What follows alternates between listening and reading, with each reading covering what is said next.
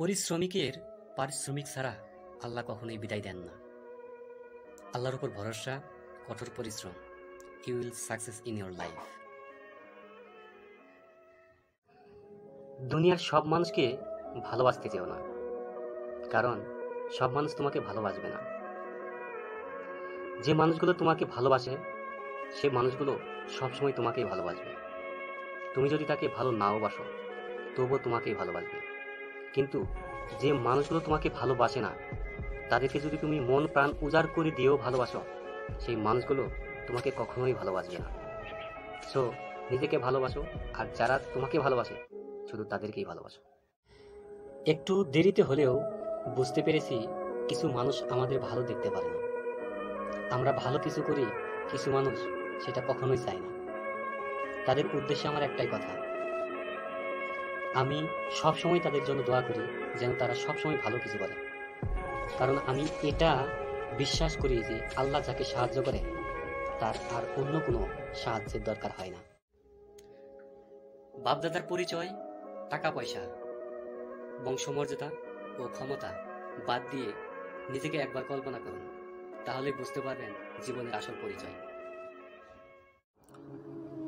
ছোটবেলায় যে মানুষগুলো আমাদের পাশে ছিল বা যে মানুষগুলোকে আমরা পাশে পেয়েছিলাম, সেই মানুষগুলোই আজ আমাদের পাশে নেই।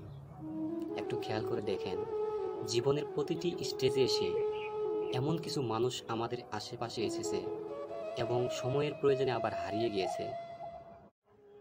আজকাল মানুষের কাছে সম্পর্কের কোনো মূল্যই নেই, কারণ টাকা পয়সা, জমি জমা এইগুলোর মূল্য সবচাইতে বেশি। আর এই টাকা পয়সা, জমি জমার জন্য যদি ভাইকেও পর করে দিতে হয়, মা বাবাকে পর করে দিতে হয়, বোনকে পর করে দিতে হয়, তাতেও তারা কোনো আফসোস করে না। কারণ তাদের কাছে তো সম্পর্কের চেয়ে এই জমি জমা, টাকা পয়সায় সবচাইতে বড় মূল্য।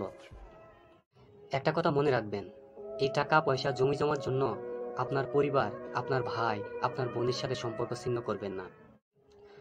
মানুষের মাঝে দুইটা সত্তা থাকে, একটা হচ্ছে মনুষ্যত্ব আর একটা হচ্ছে পশুত্ব। আমরা এই মনুষ্যত্বকে বিকশিত করার জন্য লেখাপড়া করে থাকি, শুধুমাত্র পশুত্বটাকে আমাদের দেহ থেকে দূর করার জন্য। কিন্তু আমরা যদি এই লেখাপড়া করার পরেও আমাদের মনুষ্যত্বটাকে বিকশিত না করতে পারি, ভালো মানুষকে ভালোবাসার জন্য অনেকেই থাকে, কিন্তু খারাপ মানুষকে ভালোবাসার জন্য কয়জন ভাই থাকে? প্রত্যেকটা মানুষের মাঝে ভালো কিছু গুণ থাকে, কিন্তু আমরা সব সময় খারাপ গুণগুলোই তুলে ধরি।